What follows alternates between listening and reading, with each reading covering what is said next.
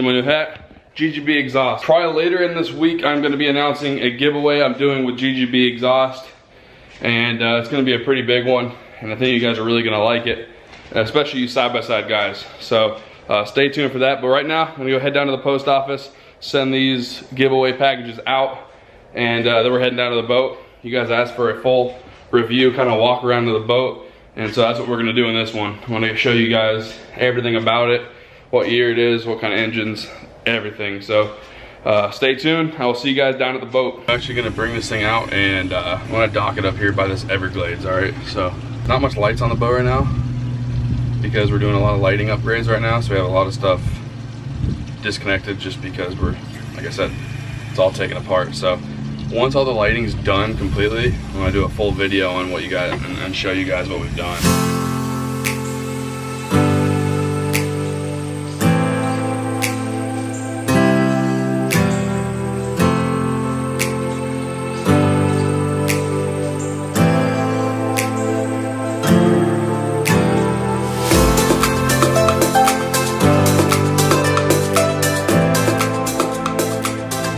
So I'll show you around. This thing's pretty dirty right now and it's pitch black out, but I wanted to show you guys. So these are bean bags. These are for running long distance offshore, just kind of chill back. Usually you put them in the back of the boat there, just kind of relax, and sometimes you got 3-hour runs, 4-hour runs out there, take a nap, whatever. Yeah, this boat is a 2003 32-foot regulator, and these boats are basically designed for pretty rough water. So that's kind of what I want. I want a boat that can handle rough water, keep you dry, and you know, not beat the hell out of you. So that is exactly what we got. It's a very heavy boat, not fuel efficient by any means, but very safe, very heavy, pretty big boat.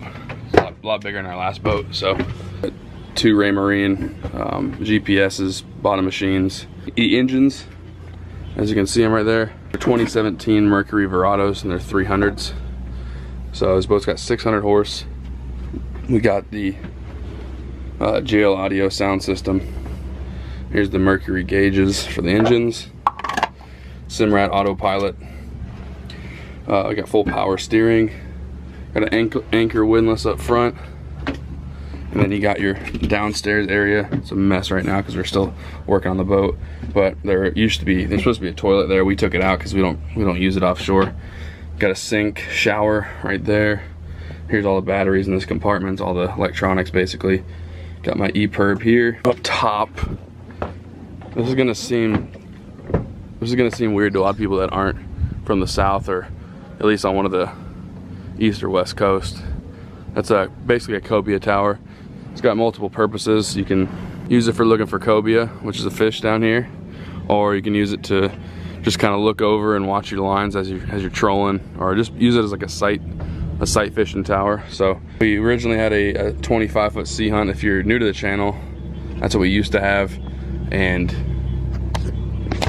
we decided to just make the jump up to a 32. And not only a 32, we wanted to make sure this 32 was a big 32. And what I mean by that is it's wider, it's heavier, you know, it's just built like a bigger boat, and that's exactly what we wanted. So didn't want to feel like we needed a bigger boat after we got it, so we decided just to get a bigger 32. So worked out good. But yeah, like I said, I have a lot of stuff, a lot of work to be done on this thing. I've done quite a bit already, but my buddy is wiring up the new lights. Me and my dad wired up these lights, and my buddy Bobby, we wired up these ones. They're just new LEDs. They got them disconnected right now because we're doing more wiring. I'm not gonna tell you what these are just yet, but they're awesome. I'm sure you guys have heard me mention them in the other videos. So, but yeah, we got big. There's my Yeti bucket filled with all the old electronics we just pulled out yesterday. These are big fish boxes in the deck here. Basically, this is where we put our drinks. It's a drink cooler if you lift it up. There's some Gatorades in there. I just figured I could show you guys during that night because there's enough lighting on this boat to really show you everything. So, not done yet, but there's the VHF. That was already on the boat. This is the JL audio. Really nice, brand new. Haven't even used it yet. Hasn't, not even plugged in yet. Like I said, we got the JL audio system, sound system in here. Another one right there. Got the 10-inch sub right there, and another 10-inch sub right there. So this is also another storage, just a little step-up area. Rods in there. It slides all the way up in there, and it's the same on the other side. We like to just put our like gaffs and brushes and stuff like that in there. It's basically whatever you want to put in there. It's fine. Yeah, guys, we got a pretty good deal on it. Like I said, the boat's an 03. It's got 2017 engines though. That's the key for these things, because these are about 28,000 a piece for these engines. And that's the main part of a boat, especially if you want to buy used. You want to make sure engines are good. You want to make sure they're newer, low hours. They had, I think, 88 hours on them. They just now went over 100. They were like 103 hours on them. And I just did the 100-hour service on them, so they're ready to go. They're ready to go for the season, or at least part of the season. We're gonna be using this thing a lot, so super excited about this thing, man. Really excited. There was a previous video that I did when we first got this boat. We were having it delivered to this marina, and you guys seen in the video that they had a big forklift. They lifted off our trailer, and they go put it in the water, put it on one of these racks behind me, which I'll show you after this. We decided, you know, instead of having to trailer our boat everywhere and, you know, go to a boat ramp and battle the traffic of a boat ramp, we decided we're just gonna bring it here to one of these dry storage marinas. They open at, I think, 7 in the morning, close around 6, and they got forklifts that run all day. These big barns, I don't know if you guys see that big barn right here? That is just one of the barns. That's a small barn. There's one on the other side of that one that's like double that size, and they hold hundreds of boats, and that's what they do all day. They pick up boats, pull them out of those barns, put them in the water. Whenever you call, they can have the boat put in the water within 10 minutes. So someone said, I feel like you're wasting a lot of time by having them use the forklifts and put your boat in the water. Not really, because that was just the first day. That was when we unloaded the first day off the trailer, so that's not how you do it every time. Yeah, it's like 10 minutes. So if I want to use my boat, like right now, it's 8, 9 o'clock at night, 10 o'clock at night.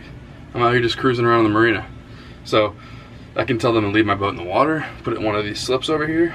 I can tell them put it in one of these racks behind me, like right there. You can just kind of see it's wherever you want it. So you just give them a call, say, hey, we pay monthly for this, and it's unlimited. However many times we want to go in and out of the water, that's what they do. So it really cuts the time in half, and it really makes you want to use your boat. That was our problem with previous boats a long time ago. We didn't use the boat enough. It was always a chore to trailer, having to back down a ramp, and like I said, battle all the traffic and find a parking spot and all that. And this size of a boat, it just ain't worth dealing with that. You know, it's just too much. It's a lot of towing, just a headache. So these kind of dry storage marinas, there's a lot of them around here in Panama City, Destin, Pensacola, Orange Beach, Alabama, basically all up and down Florida. I'm sure all up and down every coast has these marinas, and it just takes the headache out of everything. You know, it's super easy. Now it is pretty expensive, but it's worth every penny, because it makes you use your boat that you spent so much money on. You know, a lot of people buy boats and let them sit. They just sit, depreciate. You never use them, and you gotta sell them, take a big hit on them. at least you'd be able to use your boat and then take a hit on them. That's the way I look at it. Yeah, guys, I'm about to head on back. I'm probably gonna do another video showing you the outside of the boat a little bit more in detail. Here, let me get off the boat and show you guys kind of from a distance, I guess. People are probably thinking I'm super weird just talking to you guys, talking to a camera out here. As I said, twin 300 Verados. You got custom tower, the outriggers. You got Raymarine radar. Basically, this thing's loaded. It's ready to go. You know, when we bought it, we knew it was ready. It was kind of like that was a fish. It's like a diamond in the rough, really. The pictures online, I'll see if I can find them. The pictures online did not do it justice. It made it look awful. So we were kind of afraid to even go look at the boat, to be honest, because it was about a 180-mile drive away to go look, and so we didn't even know if it was worth it. So we contacted them. They ended up cleaning the boat up a little bit better than the pictures. Sent us pictures, and we're like, okay, let's go look at this thing. And yeah, we got a steal on it. we could sell it tomorrow and probably make 50-60,000 on it. So, but that's not our plan. We want to use this boat, we want to keep it. This is probably going to be our last boat, at least for a while. So me and my dad split this boat. Me and him always have loved fishing, and so we decided, you know, might as well just buy a really nice boat that we can take out anytime we want instead of relying on someone else. We live in this area, might as well have our own boat, get really good at fishing. We've both fished our whole life, but we're not professionals by any means. But you know, if we split this boat, it doesn't make it too bad. So here guys, I'm about to head on back to the truck. It's parked right there in the parking lot. There's a nice little seafood restaurant right here. It's in the middle of this marina. This marina's got a nice bathroom right there, shower, all that for when you get home off the water. Here's the bay here, the lagoon here in Panama City. And so it's a nice area. So if you guys are ever down in Panama City Beach, Florida, hit me up on Instagram, hit me up here on YouTube if you guys want to go fishing. This boat is going to be a charter boat within the next month, so that's going to be kind of my next business venture.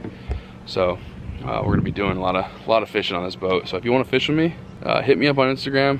We'll try to work some things out, and then once this boat's illegally permitted, let's do it. But yeah, I'm just gonna head on back to the house. I hope you guys enjoyed this little update video on the boat. A lot of you guys were asking about the boat. I know a lot of people don't care about boats, they just care about my truck, and I can tell by the views of my other videos. I don't get many views on my non-Duramax videos, which is a shame. But you know, I wish you guys would watch all my videos just because you know, it helps the channel, helps me create more videos. So